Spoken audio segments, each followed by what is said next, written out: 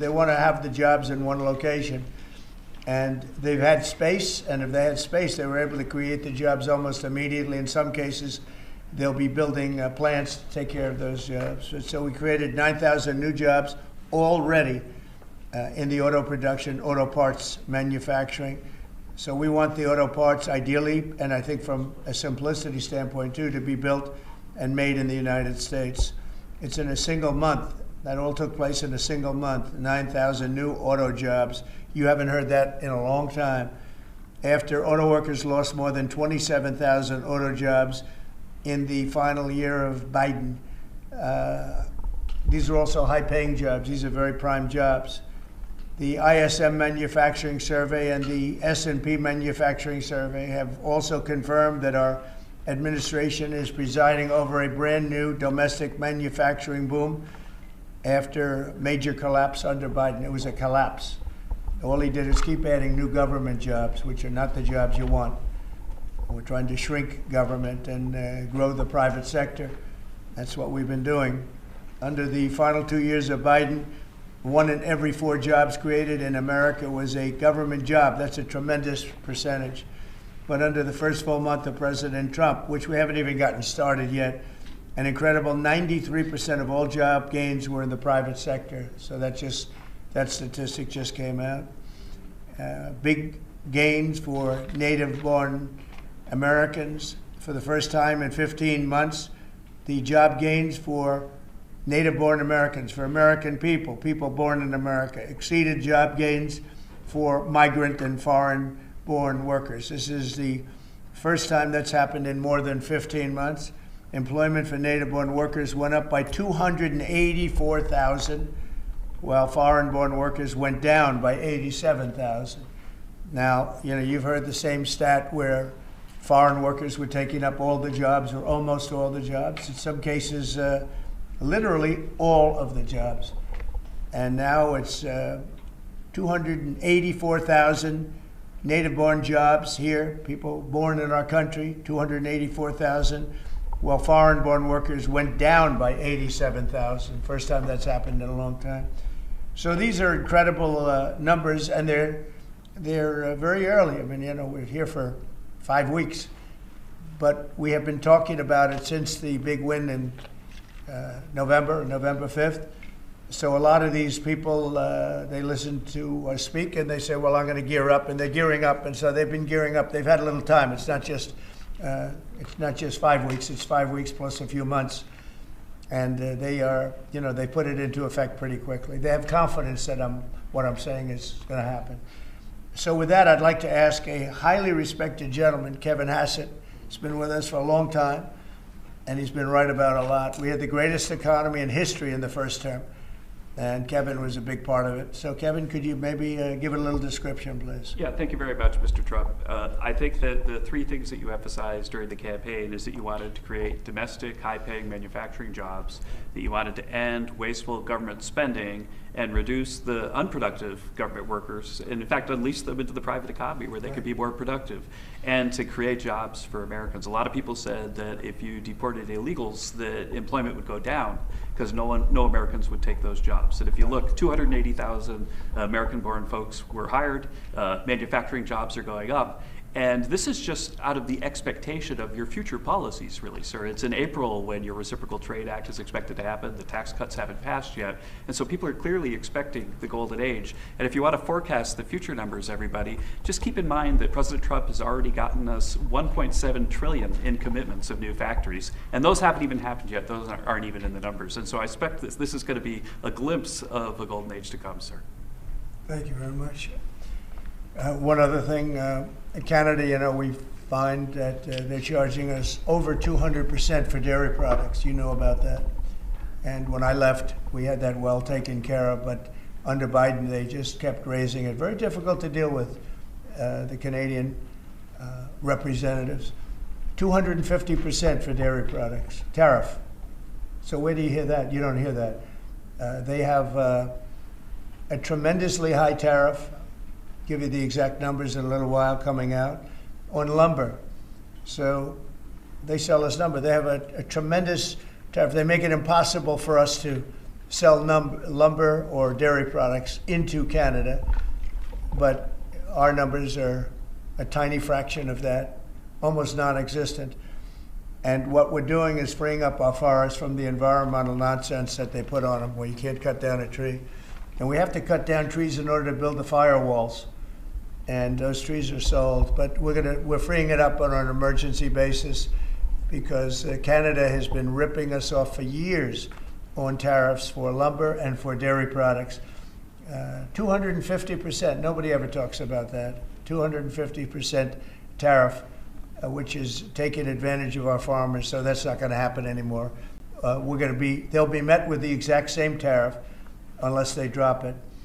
And that's what reciprocal means. And we may do it as early as today, or we'll wait till Monday or Tuesday. But that's what we're going to do. We're going to charge the same thing. It's not fair. Never has been fair.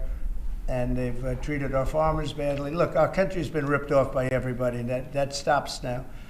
I had it stopped in my first term, and we're going to really stop it now because this has been very unfair. Our country, from an economic standpoint, a financial standpoint, and a trade standpoint, has been absolutely ripped off by almost every country in the world. Canada, Mexico, and then you just go right down the line. India charges us massive tariffs, massive. You can't even sell anything into India. It's almost restrictive. It is restrictive. You know, we do very little business inside.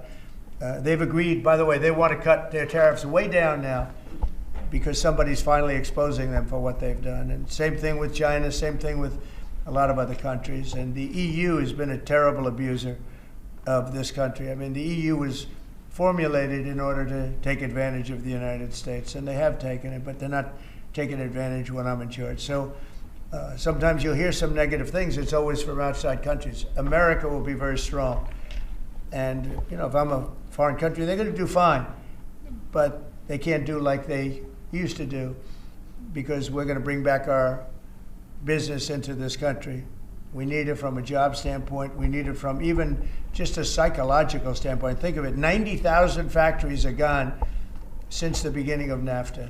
So we're not going to have that, and we're going to see them build it back. Now we've already had 5 major automobile companies. First time you've heard this in a long time, since my first term actually, where we were really rocking and rolling, and then Biden came in and he stopped everything. Like such a stupid thing to do, not even a believable thing. But we have many auto plants now coming in. We have big chip plants. We have the biggest chip company in the world, most powerful, probably one of the most powerful companies in the world. Wouldn't you say, Kevin? And he's coming in, and they're building one of the largest chip plants in the world. That'll be done in Arizona, mostly in Arizona. And that'll give us a big percentage. That one plant will give us a big percentage of the chip market, something we have very little of. You know, we used to have Intel, and Intel was run by a man named Andy Grove. And Andy Grove was a tough, smart guy. I used to read about him when I was a young man, and he did an incredible job. He really dominated the chip business. And then he died, and I guess they had a series of people that didn't know what the hell they were doing, and we gradually lost the chip business, and now it's almost exclusively in Taiwan. They stole it from us. They took it from us, and I don't blame them. I give them credit. I blame the people that were sitting in this seat because they allowed it to happen. We could have protected that so easily. But so we had the chip business, and now it's all in Taiwan, almost exclusive, a little bit in South Korea, but mostly in Taiwan. And it's very important. Everything you do, everything you touch is now about chips. The brake of a car, cars have chips all over the place. I was reading an article the other day where they talk about the brakes of a car are loaded up with chips. Who would think that a brake has a chip in it? But it's all about chips. So that was a big thing. And they'll be investing hundreds of billions of dollars in this country, and we'll be taking back a big, big portion of that industry. We have others coming in too. But a lot of car manufacturers are coming in, and they're coming in fast. And one of the reasons you see these numbers, and again, Kevin said it, and I said it a little bit, but the fact that they know I won the election, so after I was president-elect, they assumed that I was going to do what I said, because I do what I say.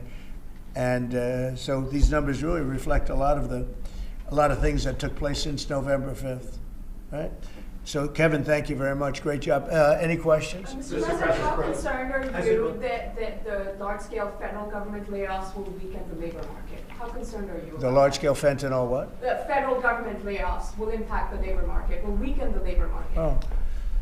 No, I think the labor market's going to be fantastic, but it's going to have high-paying manufacturing jobs as opposed to government jobs. We had too many people in government. You can't just do that. We had many too many. This is for 40 years. You know, this isn't just now. This built up and got worse and worse, and they just hire more and more people. You look at Department of Education, it seems like so many buildings I ride by, it says Department of Education. They're all over the place. And we don't even want it. We want the education to be given by the states. It'll be much better. It'll move us to the top of the list from the bottom of the list, and actually save us money. But not, it's too important to even talk about them. It'll save us a lot of money, but we don't want that. We want education to be given. So you go to Iowa and Indiana and Idaho and all these places that are so well run. They're going to be producing education that will be the equivalent of, like Denmark is one, Norway, Sweden. Actually, China is one of the better in terms of education, and so we can't blame size anymore. You know, China is 1.4 billion people, but they're very high on their list. The one thing we're doing well on, we're number one on the list, is cost per pupil. We spend more money than any other country in the world by far. So I jokingly say the one thing we do well on is the cost. We spend more money, and yet we're toward the bottom of the list. Yeah. Mr. President, I want to ask you, the joint address, millions of Americans watched your joint address earlier this week where you warned that there could be a little disturbance that Americans could feel as a function of these taxes, these tariffs. How much disturbance are you willing to accept in the near term as a function of that? And to set expectations, how long should Americans expect things to cost a bit more? Well, so far, Peter, there hasn't been very much because these numbers are coming out. We're here for just a little over 4 weeks. And these are fantastic numbers. I was watching some of the reports this morning. They were surprised. There could be some disturbance, a little bit of disturbance. I solved a little bit of that because I have respect for our auto companies, and I gave them a little bit of a 1-month reprieve because it was unfair, although I'm sure they'll take advantage of it. I see they're driving a lot of cars into the U.S. to try and avoid the tariffs, and they're taking advantage of it a little bit. But they called me, they asked me, they said, could they have a little bit of help? And I decided, they're American companies, USMCA, and I let them have that. But this really kicks in, the reciprocals, kicks in on, let's see, I guess the 2nd. And I wanted it to be the 1st so badly. It just didn't want to be on April Fool's Day. So I made it the 2nd. That's going to cost a lot of money. That one day is going to cost a lot of money, but that's okay. But I don't see it. I don't see anything. I see good reports. I think we're going to have good numbers from the beginning. Now, globalists won't love this because this brings jobs back to America. So if they're coming back to America, maybe you'll lose some in other parts of the world. But the other parts of the world have done very well, and they'll continue to do very well. But I think the United States is going to be doing record business. We'll bring a lot of those 90,000 factories that have been lost over the last number of years.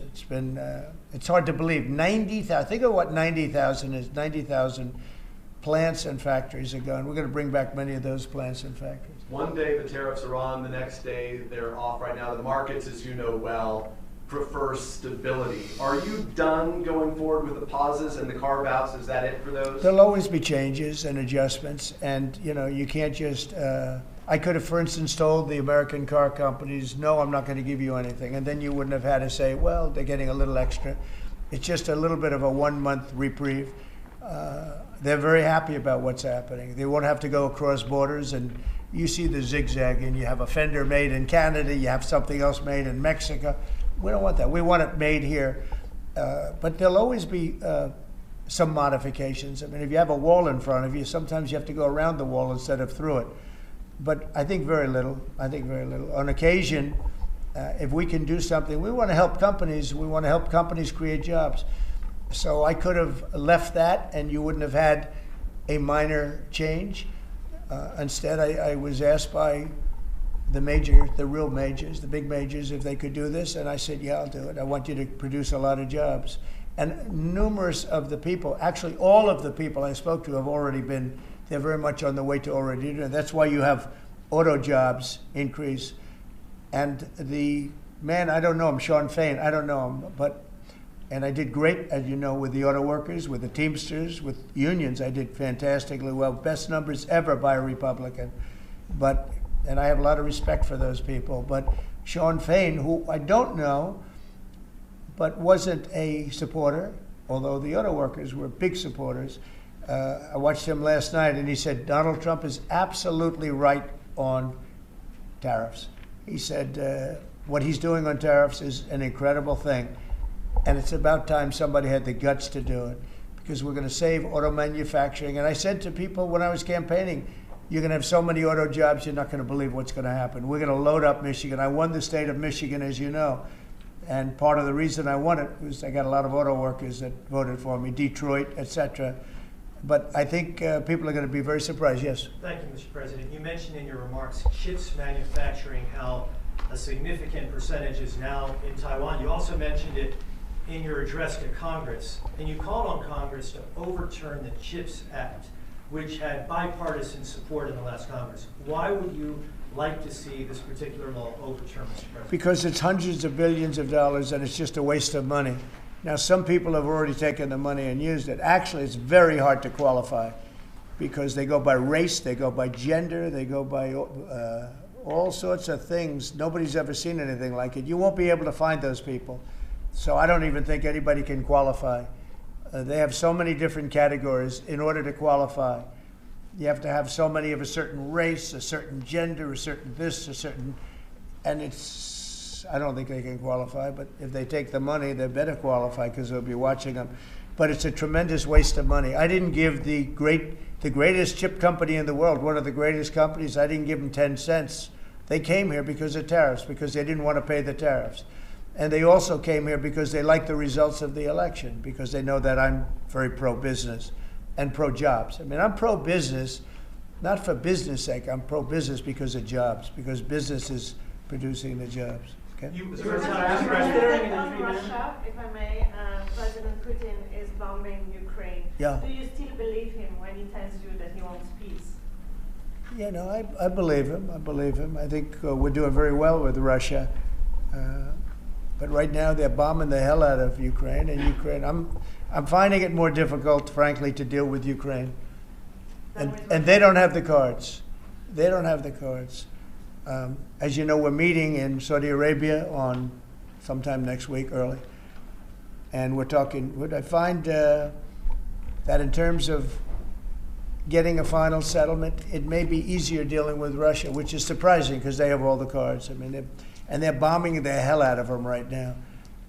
And I put a statement in, a very strong statement. Can't do that. You can't do that. Mr. President, We're trying to help them.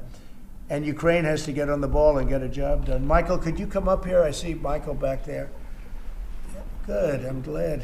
He's traveling all over the world. I just saw him come in the door. Could you give a little definition of what's going on, please? Sure. Well, the president has been crystal clear, and he's been clear to all sides. The fighting has to stop. Both sides need to get to the table. We had a good engagement. Both leaders have said only President Trump could do so, and only he has been able to do so. We had an initial engagement with the Russians. The Ukrainians had a great opportunity to bind our economies together through that mineral deal. Unfortunately, that didn't go so well, but we think we're going to get things back on track. Secretary Rubio, myself and the Ukrainian delegation will be meeting in Saudi Arabia next week to get these talks back on track, get a ceasefire in place, and drive peace home under President Trump's leadership. I think both parties want to settle. I think if I wasn't president, this war would have had no chance of settlement, zero chance. But I think we're going to get it settled and stopped. We got to stop. They're losing on average 2,000 soldiers a week. That's a lot of soldiers. Do you agree, Peter? It's a lot of soldiers on both sides, I agree. Do you, Mr. President, think that Vladimir Putin is taking advantage of the U.S. pause right now on intelligence and military aid to Ukraine? No, I actually think he's doing what anybody else would do. I think he wants to get it stopped and settled, and I think he's hitting them harder than he's been hitting them. And I think probably anybody in that position would be doing that right now. He wants to get it ended, and I think Ukraine wants to get it ended, but I don't see, it's crazy. They're taking tremendous punishment. I don't quite get it, but I suspect, Michael, he probably wants to get it ended. He does, Mr. President. The Russians are taking incredible losses on the front. As the President has They both said, are. this is a meat grinder of people, of material, of national treasure, and no one else has any solutions except to let this war continue forever. But I'll add, the President has had multiple conversations and a visit from President Macron of France, Prime Minister Starmer of the United Kingdom. We have the NATO Secretary General coming next week.